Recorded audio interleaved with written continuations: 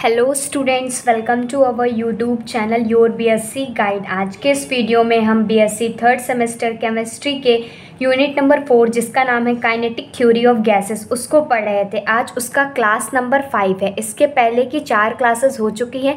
अगर आपने नहीं देखा है तो मेरे चैनल पे जाइएगा, प्लेलिस्ट वाले सेक्शन पे आप नीचे स्क्रॉल करेंगे तो आप लोगों को बीएससी थर्ड सेमेस्टर केमिस्ट्री की प्लेलिस्ट मिल जाएगी। तो उसमें से जाकर के आप सीक्वेंस वाइज सारे लेक्चर्स को देख सकते हैं। यहाँ तक कि मैंने इसका सिलेबस करा दिया है, most important chapter unit topic करा दिए हैं और भी इसके जितने भी केमिस्ट्री के यूनिट थे उसको मैंने डिटेल में पढ़ाया हुआ है। साथ ही साथ मोस्ट इम्पॉर्टेंट क्वेश्चन और आंसर्स को भी प्रोवाइड किया हुआ है, चाहे वो सब्जेक्टिव क्वेश्चन हो चाहे एमसीक्यूज क्वेश्चन हो। अगर आप सारे लेक्चर्स को अटेंड करते हैं तो जितने मैं आप लोगों को मोस्ट इम्पॉर्टेंट क्वेश्चन बताती हूँ ना, उसी के आंसर आप लोगों को लेक्चर से भी मिल जाएंगे। तो यूनिट नंबर 4 मैंने स्टार्ट किया हुआ है जिसका नाम है काइनेटिक थ्योरी ऑफ गैसेस। इसमें जितने भी इंपॉर्टेंट टॉपिक्स थे मैंने और 4 क्लासेस में कंप्लीट करा दिया हुआ है। आज की क्लास 5th है।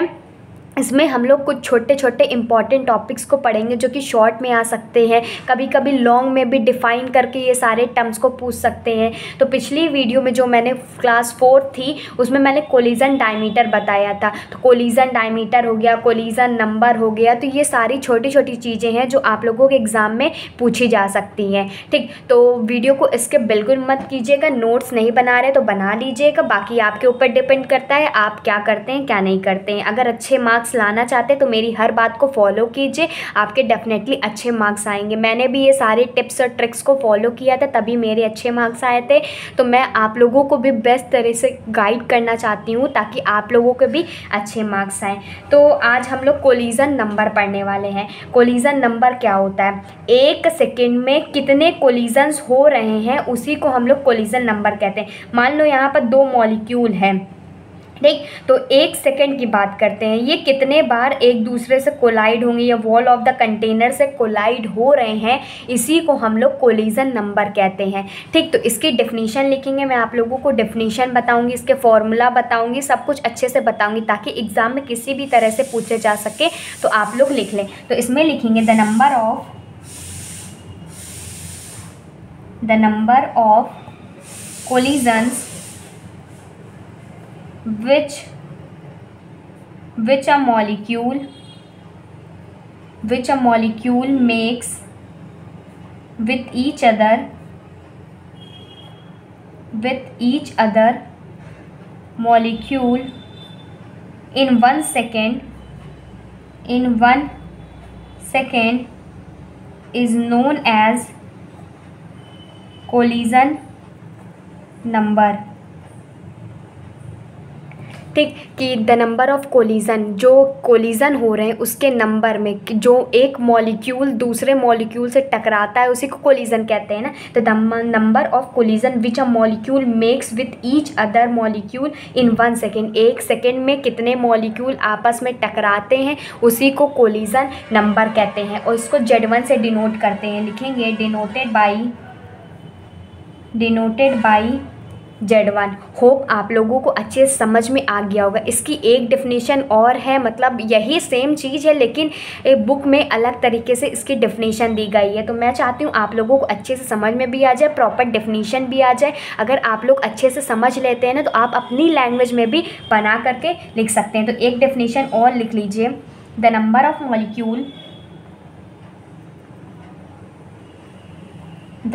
Of molecule with which a single molecule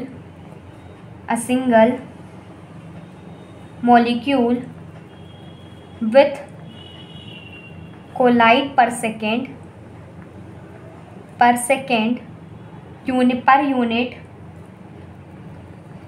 unit volume जो कि ml में होता है of a gas is known as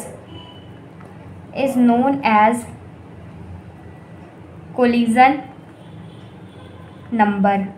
hope आप लोगों को दोनों डिफिनीशन अच्छे से समझ में आ गई होगी। इसमें भी कह रहा है कि जो नंबर ऑफ मॉलिक्यूल्स हैं with which a single molecule, एक सिंगल मॉलिक्यूल विथ कोलाइड, जो कि कोलाइड करता है हर एक सेकेंड में पर यूनिट वॉल्यूम, मतलब ये कंटेनर में कुछ ना कुछ तो वॉल्यूम हो गई ना, तो एक मॉलिक्यूल दूसरे मॉलिक्यूल में एक सेकेंड में कितने बार टकराता है, इतने बार टकराता है कि आप लोग उसको आग से भी नहीं देख सकते हो, ना ही काउंट कर सकते हो। ठीक, तो वॉल्यूम ऑफ अ गैस के साथ per unit volume of the gas के साथ टकराता है तो इसी को कोलिजन नंबर कहते हैं और इसको Z1 से डिनोट करते हैं। इसका फॉर्मूला होता है, ये शॉर्ट में ज़रूर आ सकता है, Z1 is equal to √2 pi mu sigma naught n।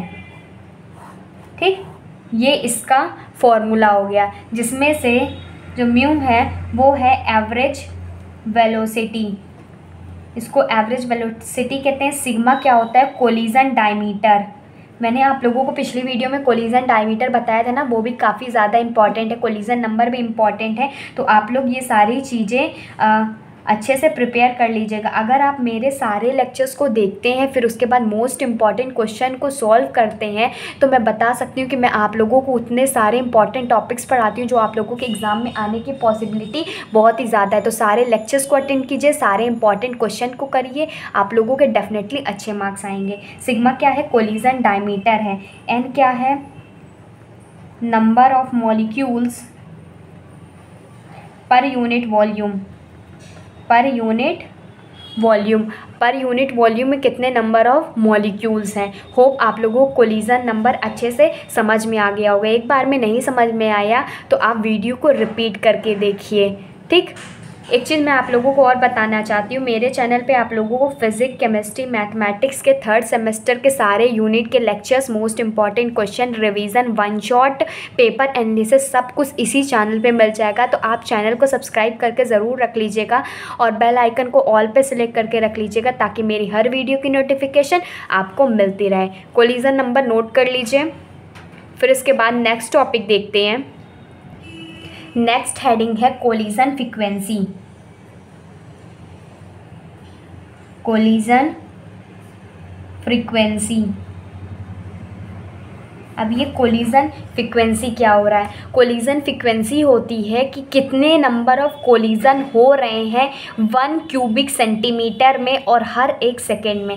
मतलब इतना समझिएगा कि कोलिजन फ्रीक्वेंसी वो उसमें उसे कहते हैं जिसमें नंबर ऑफ मॉलिक्यूल, कितने नंबर ऑफ मॉलिक्यूल हर एक पर यूनिट टाइम में, per unit volume of the gas में कितने नंबर ऑफ मॉलिक्यूल कोलाइड कर रहे हैं, उसका वॉल्यूम भी देखा जाएगा और उसमें नंबर ऑफ मॉलिक्यूल्स भी देखा जाएगा। तो नंबर ऑफ मॉलिक्यूल्स और वॉल्यूम के बीच में कितने वो कोलिजन्स हो रहे हैं उसी को फ्रीक्वेंसी कहते हैं। तो इसकी भी 2 डेफिनेशन है, पहले मैं आप लोगों को लिखवा देती हूँ फिर समझाती हूँ। तो लिखेंगे the number of collision, the number of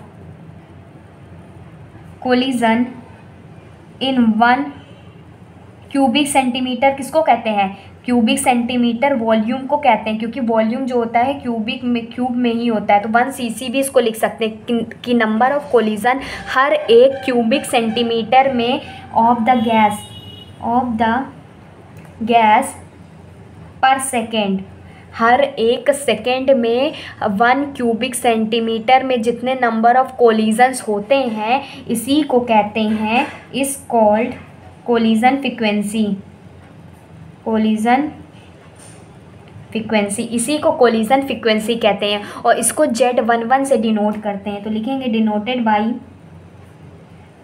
by Z11, इसको Z11 से डिनोट करते हैं। एक और डेफिनेशन लिख लीजिए और बेहतर तरीके से आप लोग समझ लीजिएगा। डेफिनेशन लिखवाने का यही तरीका होता है कि अगर आप अच्छे से समझ लेते हैं तो आप उसको किसी भी लैंग्वेज में लिख सकते हैं। मैं आप लोगों को 2 लैंग्वेज लिखवाती हूँ ताकि आप लोगों को एक लैंग्वेज में अच्छे से नहीं समझ में आ रहा है तो दूसरी लैंग्वेज में और अच्छे से समझ में आ जाए, ताकि आप अपनी लैंग्वेज में भी लिख सकते हैं। ठीक, तो और चाहे तो ये भी लिख सकते हैं। बाकी मैं आप लोगों को सारी चीज़ें एकदम ईजी लैंग्वेज में बताने की कोशिश करती हूँ। तो नेक्स्ट है, लिखेंगे आगे, collision frequency is the number of molecular collision occurring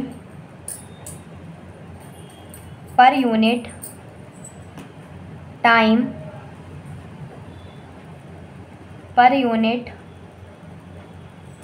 volume of the gas. ठीक, तो इसमें कह रहा है collision frequency is the number of molecule. Collision की कोलिजन फ्रीक्वेंसी ये होती है जिसमें जितने नंबर ऑफ मॉलिक्यूल्स होते हैं कोलाइड करते हैं, कोलिजन होता है, अकरिंग होता है, मतलब कोलिजन होता है, अकरिंग का मतलब होता है पर यूनिट टाइम में, पर सेकेंड में, ठीक, पर यूनिट वॉल्यूम में भी, 1 cc में, 1 सेंटीमीटर क्यूब में, per unit time, per unit volume में जितने नंबर ऑफ कोलिजन्स होते हैं उसी को हम कोलिजन फ्रीक्वेंसी कहते हैं। इसका भी एक फॉर्मूला है, लिख लीजिएगा। Z11 से इसको डिनोट करते हैं is equal to, collision frequency is equal to half into number of molecules into collision number. अभी मैंने आप लोगों को बताया ना कोलिजन नंबर। अब ये इसका फॉर्मूला क्या हो गया, 1/2 नंबर ऑफ मॉलिक्यूल्स के लिए n, कोलिजन नंबर का भी मैंने आप लोगों को फॉर्मूला बताया कि Z1 is equal to under root 2 pi mu sigma naught n। तो यही वैल्यू को हम यहाँ पर लिख देते collision number, under root 2 pi mu sigma naught n हो गया। ठीक, तो इसको सॉल्व करते हैं तो ये हो जाएगा, ये इसको हम क्या लिख सकते हैं, 1/√2 लिख सकते हैं ना, और ये हो गया n, और ये हो गया under root 2 pi mu sigma naught n। एक अंडर रूट से एक अंडर रूट कैंसिल आउट हो गया, तो ऊपर क्या बचा, ऊपर बचा n पाई mu naught sigma naught n है, और नीचे क्या बचा, अंडर रूट 2 है। तो इसको हम कुछ इस तरीके से नहीं लिख सकते, पाई mu naught sigma naught n square हो गया, और अंडर रूट 2, यही को कहते हैं हम कोलिजन फ्रीक्वेंसी। इसको एक और तरीके से लिख सकते हैं, Z11 इज इक्वल टू, अभी हमने देखा था कि इसको हम क्या लिख सकते हैं,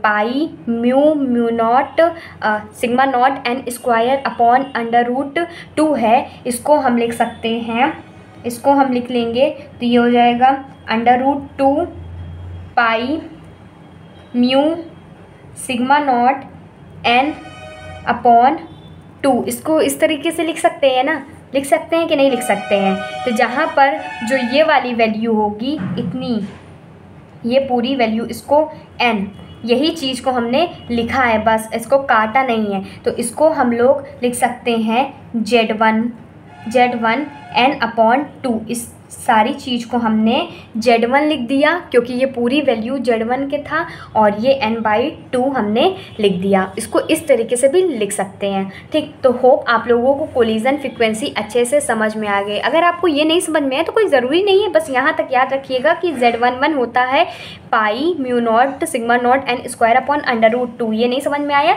तो मत याद रखिए इसको। ठीक, Z11 बस इतना याद रखिएगा कि ये Z1 कोलिजन नंबर और n/2, यही चीज़ तो हमने लिखा, कोलिजन नंबर n/2 को ही हम लोग इसको कहते हैं। ठीक, ये कोलिजन फ्रीक्वेंसी हो गया। अब इसके बाद एक छोटा सा टॉपिक और है, मीन फ्री पाथ, जो कि काफ़ी ज़्यादा इंपॉर्टेंट है। आप लोगों के शॉर्ट में भी आता है और लॉन्ग में भी क्वेश्चन पूछा जाता है, और इसमें जो डिपेंडेंस वाला फैक्टर है वो भी एग्ज़ाम में आया हुआ है, पिछले साल ही क्वेश्चन पूछा गया है। तो नेक्स्ट पेज में देख लेते हैं।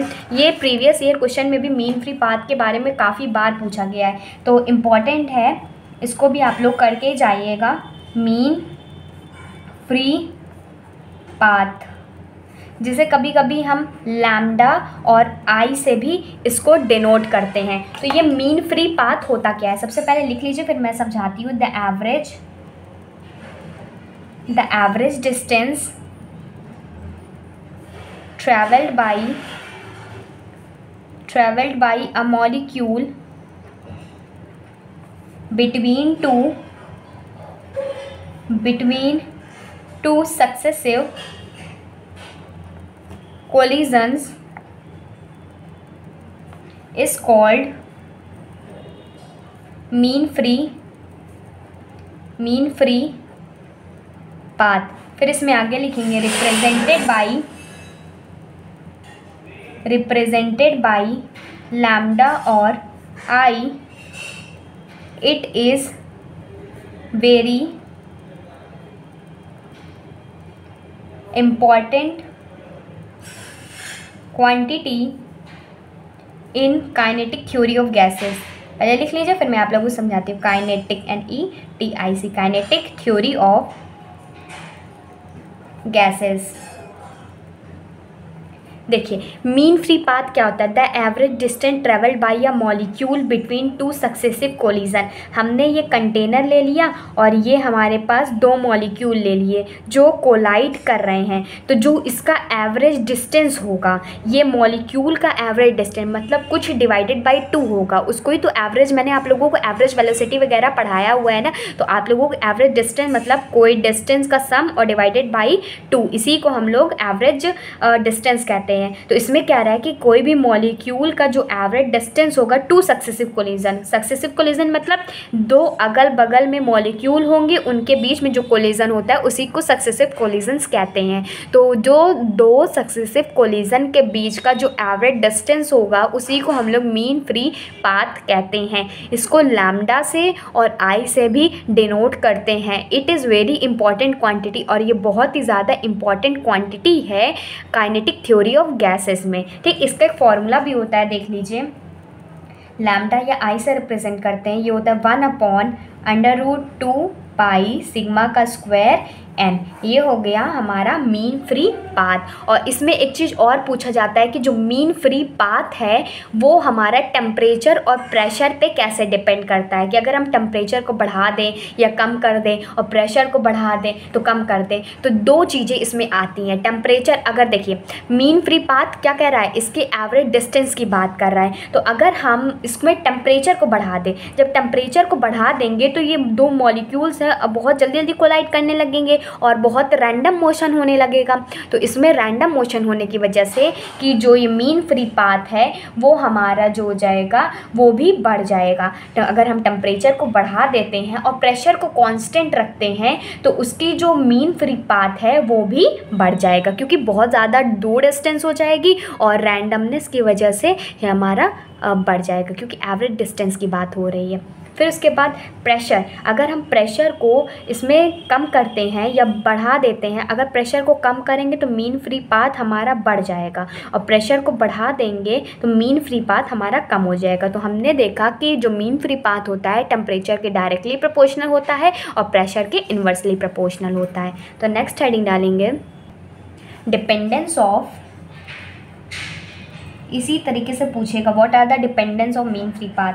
Dependence of mean free path on temperature and pressure. Temperature और प्रेशर पे मीन फ्री पाथ का क्या डिपेंडेंस होता है। सबसे पहले मैंने आप लोगों को टेम्परेचर के लिए बताया, तो पहला पॉइंट लिखेंगे और प्रेशर को कांस्टेंट रख देंगे, तो लिखेंगे at constant pressure, at constant pressure. यह हमारा प्रेशर कांस्टेंट होना चाहिए, तभी जाकर के हमारा मीन फ्री पाथ पे टेम्परेचर का इफेक्ट पड़ेगा। तो the mean free path increases with the rise in temperature. ठीक, अगर हम प्रेशर को कांस्टेंट कर देते हैं तो जो मीन फ्री पाथ होता है वो इंक्रीज़ हो जाएगा और with the rise in temperature. तो हम ये कह सकते हैं कि जो मीन फ्री पाथ है तो इसका मीन फ्री पाथ को कभी कभी एल से भी डिनोट कर दिया जाता है। तो आप लोग कंफ्यूज मत होइएगा, मीन फ्री पाथ के लिए हम डिस्टेंस एल का यूज़ कर रहे हैं और ये डायरेक्टली प्रोपोर्शनल होता है टेम्परेचर का। ये लैम्डा लिख सकते हैं, कुछ वो नहीं है, लेकिन कहीं कहीं बुक्स में एल भी होता है, तो मैं आप लोगों को हर एक चीज़ बता देती हूँ ताकि आप लोग कन्फ्यूज़ मत हो कि मैंने तो लैम्डा और आई बताया था, बुक में एल दिया गया है, तो कंफ्यूज मत होइएगा। ठीक, और सेकंड पॉइंट है कि अगर हम प्रेशर को बढ़ा देते हैं और टेम्परेचर को कांस्टेंट रख देते हैं तो इसमें लिखेंगे एट कांस्टेंट टेम्परेचर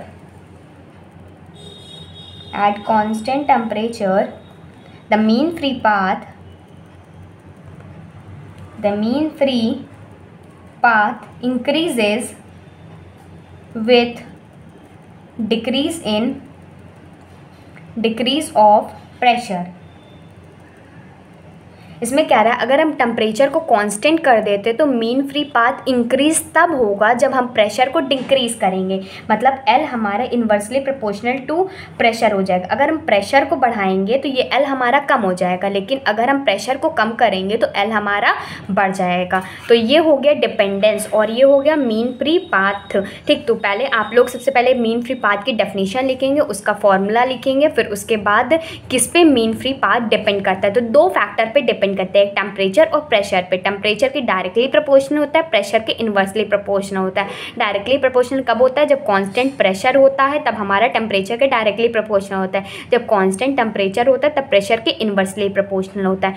होप आप लोगों को ये सारी चीज़ें अच्छे से समझ में आ गई होंगी। बाकी इसके 2-3 लेक्चर्स और बनेंगे क्योंकि थोड़ा सा है इसमें टॉपिक्स जो मैं आप लोगों को सारे टॉपिक्स कवर कराना चाहती हूँ, जो कि एग्ज़ाम में पूछे जा सकते हैं और पूछे जाते भी हैं। तो इसकी 2-3 वीडियो और बनने वाली है, तो आप लोग पूरी वीडियोस को देखिएगा, सारी सीरीज़ को फॉलो कीजिएगा। वीडियो अच्छी लगती है तो लाइक कीजिएगा, ज़्यादा से ज़्यादा शेयर कीजिएगा। So goodbye and stay safe.